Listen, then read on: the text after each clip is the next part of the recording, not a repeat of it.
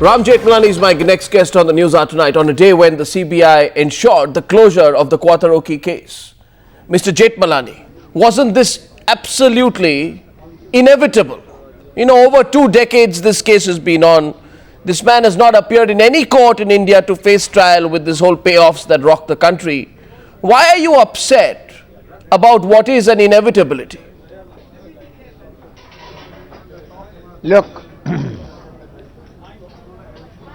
the fact is that when this gentleman's name appeared in the accounts and the news came to the CBI here in India, an ex-director of the CBI who originally was investigating this case wrote to the CBI director that now that he is involved, please prevent his escape from this country.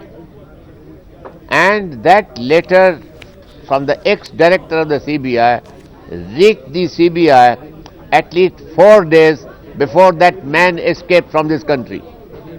After that, they allowed his wife to wind up all affairs and sell the flat and leave this country. Obviously, they had no intention of dealing with Mr. Quattrochi at all. And I want to tell you something more, it's tragic. They tried to persuade him, to pursue this gentleman somewhere in one of those countries like, I don't know where it was, somewhere in the east. And the judge there told the CBI counsel that please give me a summary of your evidence which you have against this gentleman. Do you know what his reply was to the court? The reply to the court was that we have filed 24 volumes of evidence, you find out for yourself. I mean, this was directly telling the judge that we are not concerned with this case, you do what you like. No, but the order... And the judge dismissed it. No, but the argument today presented, Mr. Jethmalani, that argument presented today... They have no intention of doing anything against this man. The argument nevertheless presented today is that 64 crore kickback, we've spent 250 crores on the investigation, which is a sheer wastage of public money. That is the cornerstone of the closure report, that's the cornerstone of the order. I agree with you that it's disgusting that the CBI should have behaved in this particular manner. They wanted him to go, and I have no doubt that the ruling party in power controlled the CBI, and the CBI did what the masters wanted them to do. They have not acted as an independent force. Mr. Jethmalani, I request you wait for 2 minutes because I want to play out a small clip and then go to the debate. Please stay with me because our viewers will remember the CBI came to securing Mr. Q. The closest they came was in 2007 in Argentina. That's where the pictures we are showing you on the screen are from. This was on the basis of an Interpol warrant. But a sloppily argued case resulted in the elusive Italian businessman getting away.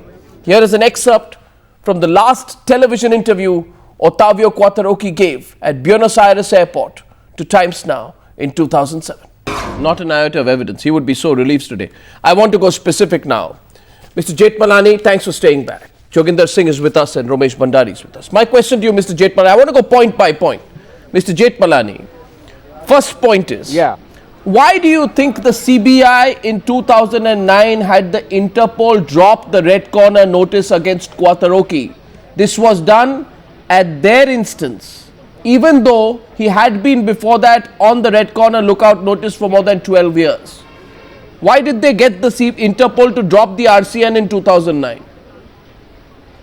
Look, today nobody should have any doubt that in all sensitive matters, the CBI is not acting as an independent body, but as an agent and subject to the commands of their principal, which means the ruling party in power today.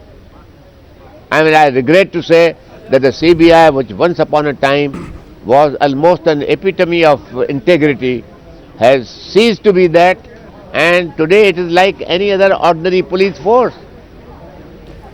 may I ask you, Joginder Singh, explain that question and respond. Why did the CBI ask the Interpol to drop the red corner notice against him in 2009? No, Mr. Jethmalani is a good friend and a good liar. But I will only remind him, in 2004, the then Attorney General Milind Banerjee wrote, there is no need, this case is not fit to go in Supreme Court. So Supreme Court declined it. In the same year, the government sent its own Additional Solicitor General to London to get 21 crore of Kotrochi released.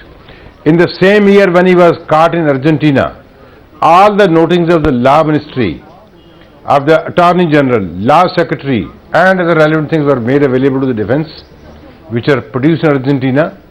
When the question was asked to him, the defence counsel, to Kotrochi counsel, how did you get it? He said, I won't tell you.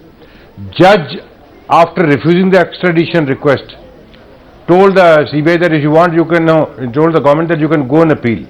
Law Ministry said no. And in 2009, when the consequently, I don't know what be the powers behind it, just give me half second. The same Attorney General wrote, since CBI did not go in appeal, Yes. in 2004, there is no case for it to continue the notice. CBI is a wing of the government. No, it is what's not a question of independence or anything. It is structured as such. It is bound to obey the highest law features. It has no independence. It has no independence. So it was a political decision. So you are saying it was a political decision? No, it is a decision. decision taken by the Law Ministry. So that's what. We don't go into the politics here. Okay. So point is here. If the Attorney General writes that this is at 9:30 in the night, is not 9:30 night, it's 9:30 a.m. The government, the CBI is bound to wait as a part of the government. It can't criticize. Sir, the conduct rules bar it from this Sir, thing. there are You further give it questions. independent No, status there are and further see the questions. results. Mr. Jethmalani, one sec. I get Mr. Jethmalani to respond. You haven't answered the question. The CBI put up a miserable defense in the Argentinian courts. What you are saying? CBI did not put up anything. It is a government defense. Sir, it is government's failure. The main reason given by the CBI to close the case was the failure of extradition efforts. May I remind you, Joginder Singh ji? But why did your agency put up a miserable, half-hearted defense in the Argentinian court in 2007? No, it is a Did the law minister additional, tell you in Solicitor General 2007? was there itself. Please put up a miserable defense in the Argentinian court.